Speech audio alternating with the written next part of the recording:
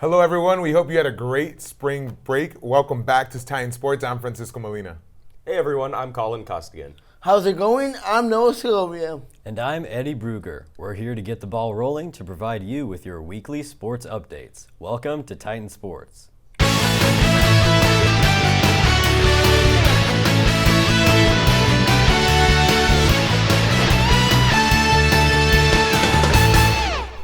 The Angels hosted the Boston Red Sox this past weekend for their home opener.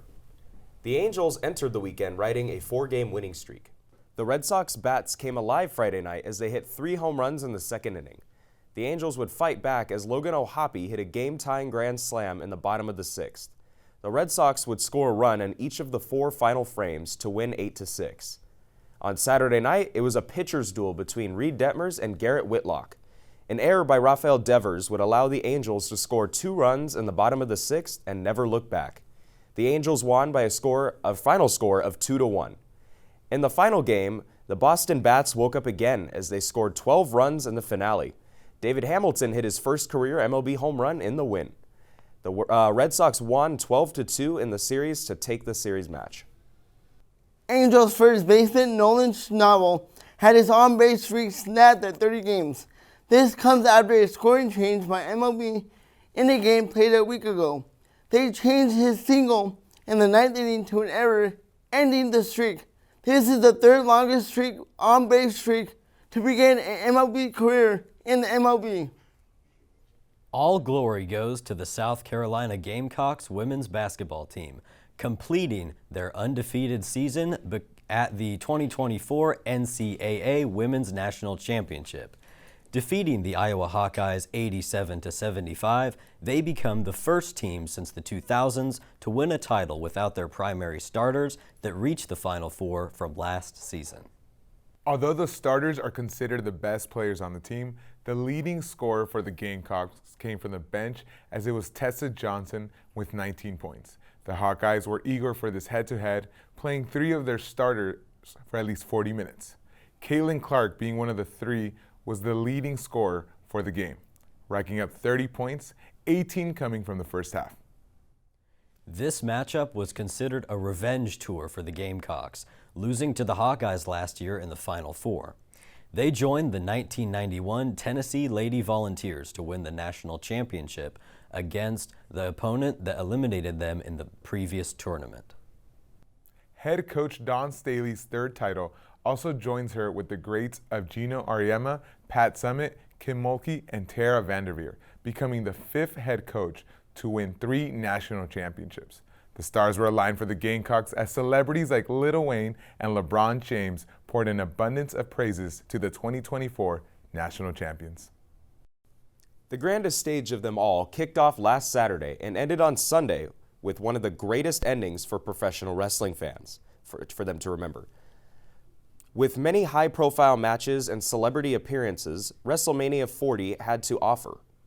The night belonged to Cody Rhodes, defeating Roman Reigns and becoming their new undisputed WWE Universal Champion.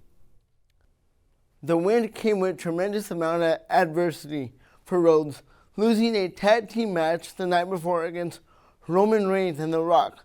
This loss led to anything goes stipulation in the championship match, stacking the odds against Cody's favor, as he had to face Roman Reigns with potential interference from his family team, the Bloodline. With many body slams and out-of-ring brawls, interference from the Bloodline would soon arise to help Roman win the match. With the story looking to end like last year's matchup, WWE legends John Cena and The Undertaker would even playing fields for Cody, giving him an opportunity to prevail. Cody did just finish that match with 3 of his famous Crossroads finishers to make him the new WWE Undisputed Universal Champion. As fans went ballistic to the fit ending, a new era begins for WWE Champion, with Cody Rhodes coming on top of the new face of the company. The Titans hit the road this past weekend to take on Cal State Bakersfield. The Titans entered the weekend series just 2-7 in Big West play. Saturday was a doubleheader, seeing the Titans lose Game 1, Micah Negrete had a strong outing on the mound, throwing 6 1/3 innings only, allowing 1 run. The 1 run would hold up as Bakersfield shut out the Titans. In Game 2, the Titans' bats would come alive, highlighted by a 10-run 7th inning. All 10 runs in the inning were scored with 2 outs, and it was the most runs the Titans have scored in a single inning since May 2022. In the rubber match on Sunday, Maddox Lara hit a 2-run homer to center to get the scoring started. The Titans would give up the lead in the bottom of the 8th and lose by a final of 5-4. The Titans are now 10-19 overall and 3-9 in Big West play. The Titans return home to Goodwin Field Friday night for a 3-game set against UC Riverside. In other Cal State Fullerton baseball news, here's Matt Rossoff with the coverage of the game from this weekend. The Titans welcomed the Ohio State Buckeyes to town for a non-conference matchup on Wednesday night at Goodwin Field. Ohio State scored on a sac fly in the first inning, but the Titans came back right away with 7 runs of their own. Marcos Rosales stepped up to the plate with the bases loaded in the home half of the inning and knocked in 2 runs with an RBI single. The very next batter, Colby Wallace, added 2 of his own to make it 4-1 Titans. Nico Regino and Jared Snyder added 2 more runs in the inning with separate RBI singles. The Titans led by a score of 7-1 after the first inning of play, but the Ohio State offense would respond by scoring runs in 4 of the next 5 innings, including the go-ahead hit by right fielder Mitchell Oakley in the top of the 6th inning to give the Buckeyes the lead for good, 10-8. The Titans were close to scoring in the 6th and 8th innings. They had base runners at second and third base with 1 out, but Ohio State's bullpen recorded consecutive strikeouts in both instances to preserve their 2-run lead. The Buckeyes added to their lead with a key RBI hit by Oakley, his 5th of the game, to bring the score to 13-8 in the top of the 9th. OSU called upon relief pitcher Justin Eckhart to finish the game. He allowed 2 runs and loaded the bases with 1 out in the bottom of the 9th inning, then ended the game with back-to-back strikeouts. The Titans' record dropped to 7-8, while the Buckeyes advanced to 8-7. All right, Titans, stay tuned. We'll be back with our roundtable discussion coming up right after the break.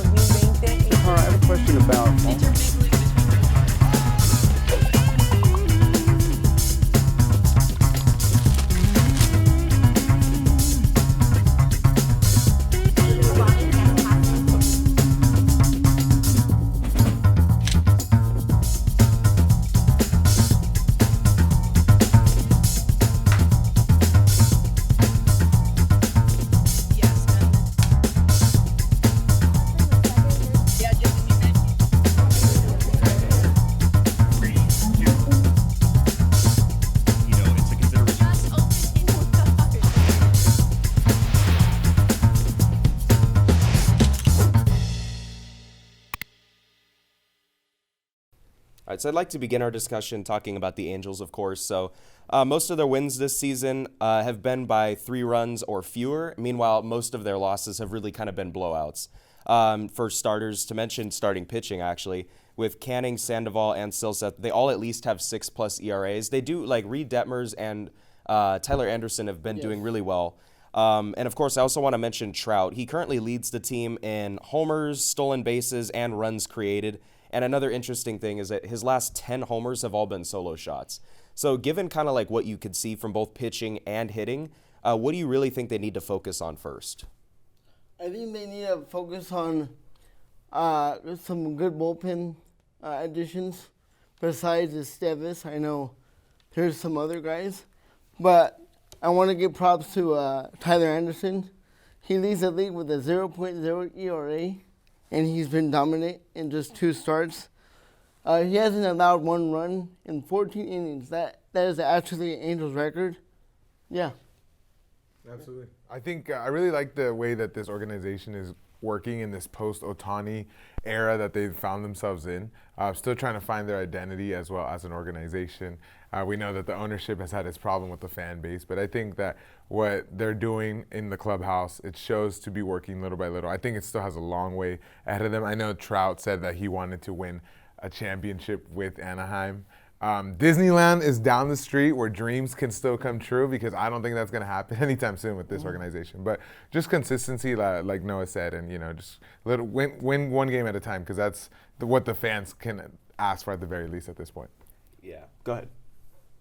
Oh, sorry. I thought you were going to. Never mind. So I know we had been talking about, like, you pointed out some of their difficulties with bullpen. I know with the addition of Ron Washington, that's definitely going to help. He definitely has an old school approach, honestly. We know he's been around. He's been in the business for a while. I do think he can help them get them on the right track, but I also believe it's also going to have to come from other people. You can't rely on Trout to be your main source of offense, because he can only do so much, and he's at the point later in his career where the injury bug's starting to get to him.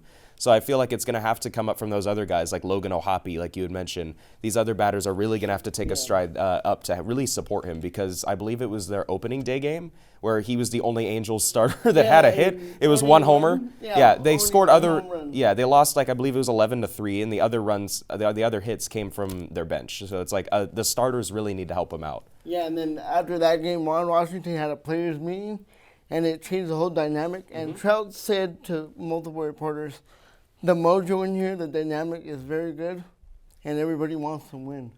So that's the Ron Washington effect right there. So we see what Washington is doing with the team, kind of changing the way they identify themselves, the way they approach the game. But do you think that it's something that they can build through their farmhouse, or are they going to have to go on free agency, get these trades in for them to really kind of get to that next step? What do you guys think about that? Knowing the Angels, probably trade deadline, because they always struggled after the All-Star break. So if I'm Perry Madison and now Torrey Hunter, special advisor to Perry Madison, you got to let Artie Moreno spend the money. And I know he's not a typical owner who spends the money. But if you want to win, you got to spend the money during the trade deadline. Yeah. Now, speaking of something that's really exciting, we know the NCAA women's basketball tournament, or March Madness, just finished. I'm actually going to swing it over to you, Eddie, first. Go ahead. I know you've done some research. Yeah, there was something, I read an article earlier today I really wanted to talk about. So the NCAA women's tournament actually got considerably more viewership than the men's one did. For a reference, the women's one had 18.9 million, and the men's tournament had 14.8 million viewers. So obviously a lot more for the women's one. We've seen like a surge of popularity for it with, Caitlin Clark bringing some of that. And one thing though that I thought was interesting and obviously should change in the future if that popularity continues to be present is that in terms of TV rights and like kind of marketing financial stuff, for the broadcast, the women's one had $6.5 million, but the men's one had $873 million. So the women's one, even though they had a lot more viewers, just a fraction of the TV rights. So I think that, when we're thinking about in the future, could the women's one have more viewership and popularity if it could take over the men's one as the key college basketball tournament? I think it could, but if the popularity continues. But the first thing that needs to happen is for the college athletic programs and kind of TV providers to just get together and figure out how they're going to offer more TV rights and financial support for them, because obviously that comparison is not fair. Yeah, exactly. Yeah, absolutely. And one thing to take note of that is they're going to make a lot more money next year. ESPN, they were the ones who were broadcasting the women's national championship game, and we know that they're not going to charge the same penny that they did this year. They're going to capitalize on the viewership. So with that being said, I think there also needs to be a form of accountability from these broadcasting networks and sponsorships that if they're going to be making a lot more money on these women's tournaments and championships, they need to be investing back in the sport, because clearly the sport is taking on new levels that it hasn't seen before. And I think they need help with that, the broadcasting networks, and a perfect person to help them out is Dawn Staley. Dawn Staley is not just a wonderful coach, she's a wonderful human with a bunch of knowledge about women's basketball, and with her help, hopefully, they can elevate the sport even more. Yeah, absolutely. And I actually like that you mentioned Dawn Staley, because one of my questions to you guys was actually going to be, what do you think of Dawn Staley? And I think it's obviously she's well known across the entire league as a class act, of course, and she had her comments to Caitlin Clark about transcending women's basketball. I just want to know what you guys think of really there, because what often gets lost in all of that within the Caitlin Clark talk is that, like, they didn't win the national championship. It was South Carolina. They had an undefeated season. So I just want to hear what you guys think of her as a coach and that team in general. I think that what she did was the best thing that could have happened to that ceremony, congratulating the person that they defeated, but also recognizing that the level and footprint that she will leave forever for women's college sports. I don't think we've ever seen anyone have so much recognition like Caitlin Clark, rightfully so, but to have the opposing coach who won the national championship to take a moment from celebrating and saying, thank you for what you've done for our sport and thank you for what you're going to continue doing for our sport is something that women's sports can just capitalize on. And I think that doing those kind of things will open doors more for growth for everyone to enjoy more. Yeah, like I said, she's a class act coach. Gave Caitlin Clark her flowers when it was their moment. She recognized greatness in front of her eyes, not just from a college basketball perspective, but women's sports in general. Caitlin Clark generated so much popularity just in women's sports alone, and it's a wonderful act to see right now. Yeah, and I think, go ahead. Oh, no, I was just going to say I agree with what you guys are saying. Totally. Yeah, and one of the biggest arguments, because like you mentioned like the vast difference in revenue and like what they were given to women's and what they were given to men's. It's the argument against that was always that like they don't bring in revenue or like they don't get the viewership. But the biggest issue with that was always marketing. They weren't marketing it like they were the men's game, and you see this across all collegiate sports, really. Yeah. But you can't make that argument anymore because when you have more viewership, there, like you said, it's going to cost a lot more next year, and they better like increase that budget. There's no way there should be, what was it, $5 million versus 800 million, just something a like that. fraction of it, It's just ridiculous. But yeah. And it leaves the last point to said. Commissioner Adam Silver, you are going to get what's one of the most popular athletes of all time going into your league. So the ball is now in your court to make sure that you can take the WNBA to the next level. Not just a popular athlete, but a popular class with Reese and Clark. Yeah. Last thing on Staley, she won her fifth Coach of the Year from the Naismith Hall of Fame. Yeah, rightfully so. Yeah, exactly, rightfully so. And now I'd like us to move on to, of course, something that's another really exciting event that we all watched, is the WWE WrestleMania. As somebody who doesn't really follow WWE that much, I watched it with some of my friends who are very passionate fans.